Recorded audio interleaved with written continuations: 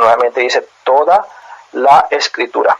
Ahora, la palabra toda significa toda. Quiere decir que desde la primera palabra, en el primer capítulo, el primer versículo de Génesis 1:1, hasta el último capítulo de Apocalipsis 22:21, todo eso es inspirado por Dios. Bueno, pero la Biblia fue escrita por hombres, dicen algunos. Bueno, sí, claro, porque querías que le escribiera. Que elefantes con una trompa ahí escribiendo en un papel. Claro que no, fueron hombres quienes escribieron. Pero fueron hombres usados por Dios. Hombres que fueron inspirados por Dios para escribirlo. Ahora, el hecho de que la hayan escrito hombres no significa que haya error. Mire, los humanos cometemos errores, es cierto. Pero los humanos podemos, hasta cierto grado, hacer un trabajo a la perfección. Si yo puedo escribir un reporte que no tenga ningún error, a pesar de que yo soy humano. Y eso fue lo que sucedió. Dios usó a hombres que escribieron la palabra de Dios, su palabra, y hicieron un trabajo perfecto. ¿Por qué? Porque fueron usados por Dios. Entonces, la palabra de Dios es perfecta. Dice, toda la escritura es inspirada por Dios. Cuando dice inspirada, estamos hablando del aliento de Dios. Es decir, que es la misma palabra de Dios, es el mismo Dios hablando. También dice la Biblia, hermanos, en Isaías 40, versículo 8, sécase la hierba, marchítese la flor, mas la palabra del Dios nuestro permanece para siempre. Nuevamente, vuelvo y repito, sécase la hierba, marchítase la flor, mas la palabra del Dios nuestro permanece para siempre, para siempre. Entonces, también, hermanos, hay una promesa de perpetuidad y de preservación en la palabra de Dios. Dios prometió preservar su palabra, ¿verdad? Eso es muy importante. Dice ese versículo que la preservará para siempre. Nuevamente es inspirada por Dios, es preservada y también es inerrante. Inerrante quiere decir que no tiene ningún error. Ninguno. Muchas veces encontramos algunas aparentes contradicciones, pero no es porque la Biblia tenga un error, es porque nosotros no sabemos cómo interpretar la Biblia. Todo tiene un significado y una explicación.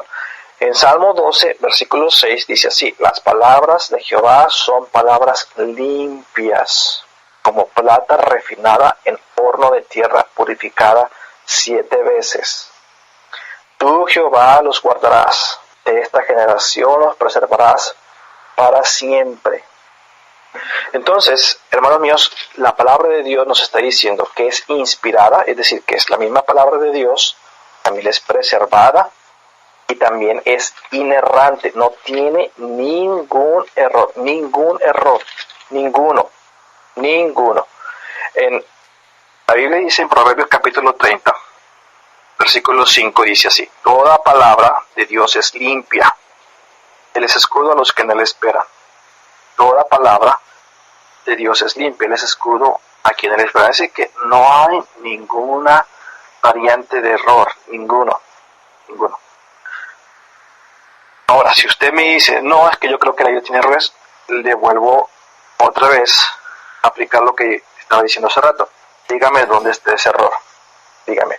Muchas veces, nada más repetimos lo que la gente está diciendo. La palabra de Dios es perfecta. La Biblia, hermanos, es el testamento de Dios, el Antiguo y Nuevo Testamento. Se compone de estas dos partes, el Antiguo Testamento y el Nuevo Testamento. Ahora, ¿qué es testamento? La definición, nuevamente, dice declaración de su última voluntad a quien hace alguien, disponiendo de bienes y asuntos que le atañen para después de su muerte. Entonces, el testamento, tanto el Antiguo como el Nuevo Testamento, la Biblia, es la voluntad de Dios para nosotros. Es la voluntad de Dios para nosotros. Dios nos dejó su voluntad a través de la Biblia. ¿Qué es lo que Dios quiere para mi vida? Está en su palabra, ahí está revelado. La Biblia Dios se revela hacia nosotros a través de la Biblia, de muchas formas, a través de principios, de mandatos, de preceptos, y también de forma directa en ciertos versículos. En Juan 5:39, la palabra de Dios dice así: escudriñad las Escrituras, porque a vosotros os parece que en ellas tenéis la vida eterna, y ellas son las que dan testimonio de mí. Bueno, no vamos a conocer a Dios sin el estudio de la palabra. No vamos a conocer del Señor Jesucristo, ni de Dios, ni del Espíritu Santo, tampoco del pecado, ni de la vida futura, tampoco de lo que Dios habla del hombre, sin la palabra de Dios. Todo proviene de la palabra de Dios. Por eso es tan importante el estudio devocional de su palabra diariamente. Nuevamente dice escudriñar las Escrituras. Es un mandato que el Señor nos está dando. Porque a vosotros os parece que en ellas tenéis la vida eterna. Y después dice, y ellas son las que dan testimonio de mí.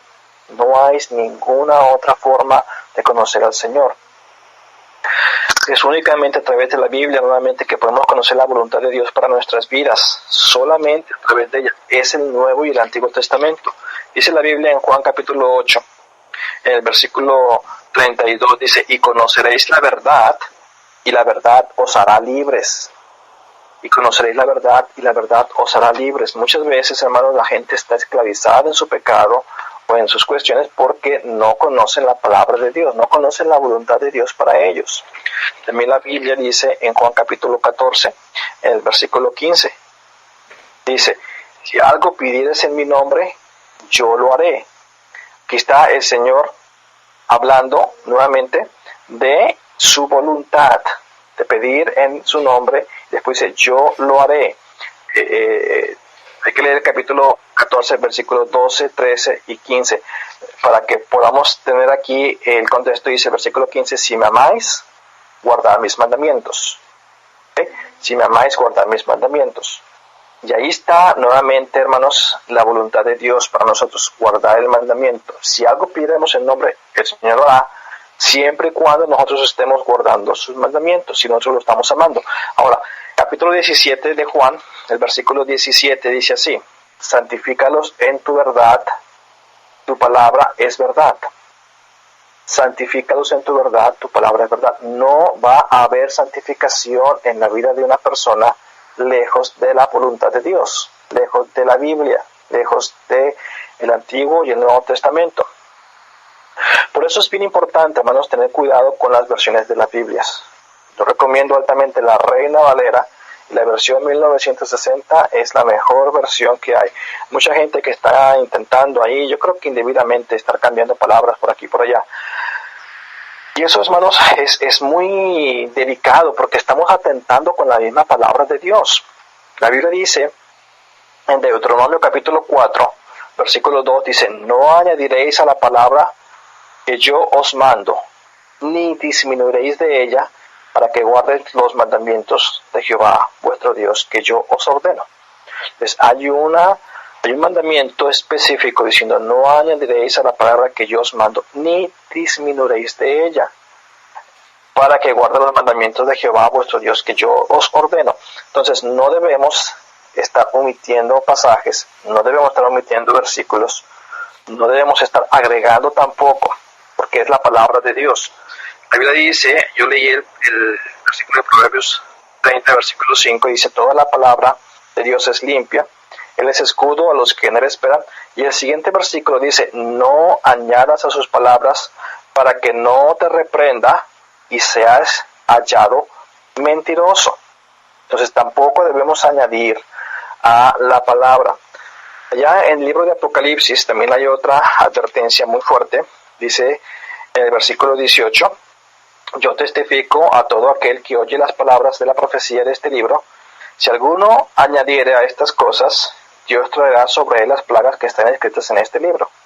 Si alguno quitare de las palabras del libro de esta profecía, Dios quitará su parte del libro de la vida, de la santa ciudad y de las cosas que están escritas en este libro. Entonces, tenemos que tener mucho cuidado, hermanos, de no estar omitiendo algunas cuestiones, no estar agregando cosas. ¿Por qué? Porque es la palabra de Dios, es la palabra de Dios y no podemos, hermanos, estar amedrentando, falsificando o calumniando lo que el Señor ya ha dicho. Ahora, dicho esto, hermanos, tenemos que entender que el Nuevo Testamento, que es la voluntad de Dios nuevamente, es la guía para la iglesia.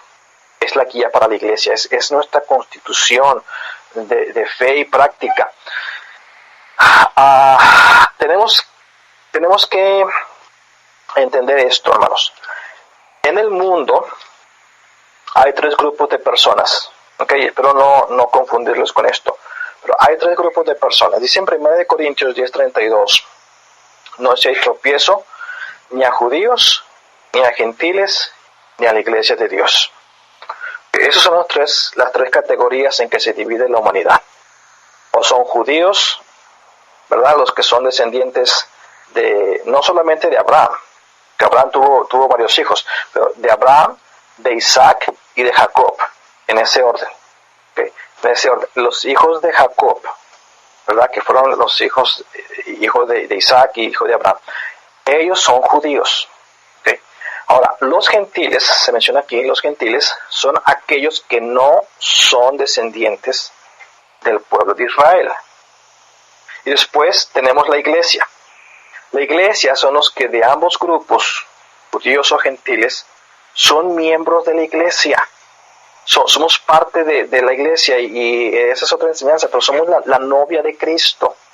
Somos la novia de Cristo. Entonces, la iglesia son los que de ambos grupos, ya sea judíos o gentiles, han escuchado la voz de Dios, han seguido el llamado, han sido salvos, Dios los ha llamado, han sido bautizados, son miembros de una iglesia. Nosotros somos parte de la iglesia, la novia de Cristo. Ahora, la iglesia bautista, estoy hablando de la iglesia bautista, porque es la iglesia que Jesucristo estableció, tiene su acta constitutiva, hermanos, en el Nuevo Testamento. Ahí es donde está el acta constitutiva. Las enseñanzas de Cristo, hermanos, fueron dirigidas a la iglesia. En la Gran Comisión lo vemos. Cuando el Señor Jesucristo vino, se acercó, les dijo, toda potestad me da en el cielo y en la tierra, por tanto, id y hacer discípulos a todas las naciones. Ahí está el Señor expresando, hermanos, un mandato y una enseñanza a la iglesia. Cuando dice, y enseñaréis todas estas cosas las que el Señor Jesucristo había enseñado, son las que nosotros tenemos que compartir hacia la iglesia. Ahora, mire también, hermanos, las epístolas de Pablo, todas las epístolas de Pablo fueron dirigidas a la iglesia. Okay. Romanos, Corintios, las dos epístolas de Corintios, Gálatas, Efesios, Filipenses, Colosenses, las dos epístolas de Tesalonicenses, fueron escritas a iglesias. Si usted lee los encabezados en cada uno de estos libros, Romanos capítulo 1, versículo 7, 1 Corintios 1, del 1 al 3, 2 Corintios 1, 1, 2, Gálatas 1, 1, Efesios 1, 1 y 2, Filipenses 1, 1, 2, todos los encabezados comienza diciendo Pablo que esta carta o esta epístola está dirigida a la iglesia de Dios que está en Corinto, a la iglesia de Dios que está en Efeso, a la iglesia de Dios que está en Filipo. Son las cartas que Pablo escribió a la iglesia, por eso son de suma importancia para la iglesia. Pero también las otras epístolas de Pablo, que le llaman las epístolas pastorales, como las epístolas de Timoteo, las epístolas de Tito, la epístola de Tito y la epístola de Filemón, llaman cartas pastorales. ¿Por qué? Porque fueron dirigidas a pastores de iglesias. Y otra vez puede usted verlo ahí en los encabezados en 1 Timoteo 1, 1 y 2, 2 Timoteo 1 y 2, Tito 1 del 1 al 4, Filemón del 1, versículo 1. Son epístolas que fueron dirigidas a pastores de las iglesias. La epístola de Santiago. La epístola de Santiago fue escrita por Santiago, por cierto, el hermano de Jesús, hermano carnal de Jesús, dice que fue escrita, hermanos, para los cristianos de la iglesia que habían salido huyendo de la iglesia de Jerusalén debido a la persecución. Las epístolas de Pedro. Las epístolas de Pedro fueron escritas a los que habían salido de la iglesia de Jerusalén debido a la persecución y estaban ahora en diferentes lugares. Las epístolas de Juan, las tres epístolas de Juan, primera, segunda y tercera de Juan, fueron escritas a las personas líderes en iglesias, es decir, los pastores